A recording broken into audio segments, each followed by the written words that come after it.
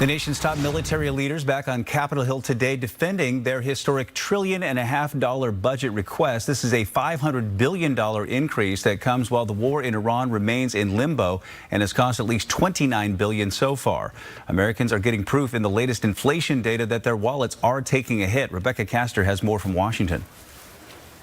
Why can't you open the Strait of Hormuz? You are a war criminal.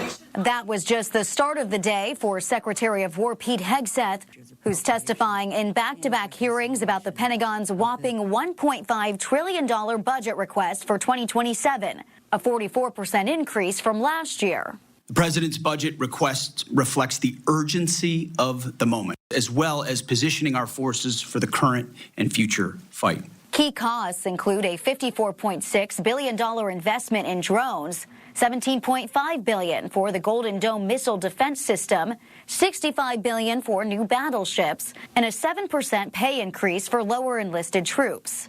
Not included, though, are operational costs for the war in Iran, replenishing munitions, replacing aircraft, and repairing U.S. bases. We don't know what our future posture is going to be. We don't know how we construct those bases, and we don't know what part our allies or partners could pay into the MILCON cost. And so we don't have a good estimate for that at the time. The war is also driving up costs for everyday Americans. Inflation is up 3.8% from last April, the highest rate in nearly 3 years, with Americans feeling it the most at the pump. I'm going to have to work an extra shift, maybe 2 shifts a month, to help pay for my travel plans this summer. All of this is top of mind for President Trump as he leaves for China today to meet with Xi Jinping, who may need to take a larger diplomatic role in ending the war in Iran. In Washington, Rebecca Castor, Fox News.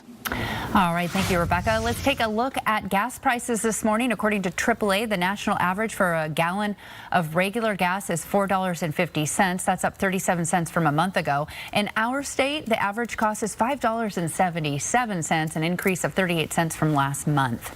President Donald Trump is talking about suspending the 18-cent per gallon federal gas tax to help lower prices nationwide. Until it's appropriate, yeah. Until it's it's a small percentage, but it's still money. Well, the move would require approval from Congress, but it already has some bipartisan support. It would also come at a steep price. The Committee for a Responsible Federal Budget estimates that suspending the gas tax would cost the government about $3.5 billion a month. Right now, a growing number of Republicans are going against the Trump administration's request to add $1 billion to the DHS budget to fund the White House ballroom, and that is too much for some rank-and-file members who say the ballroom should be privately funded. GOP leaders in the House and Senate are supporting the funding, saying it will go toward security, not construction, and they're blasting Democrats for failing to support ICE and Border Patrol, but Democrats are firing back. My Democrat colleagues apparently believe that there should be no physical presence at our borders. Republicans are forcing Americans to pay for Trump's billionaire ballroom. Americans don't want this ballroom blitz. But time is running out. President Trump wants that bill on his desk by next month.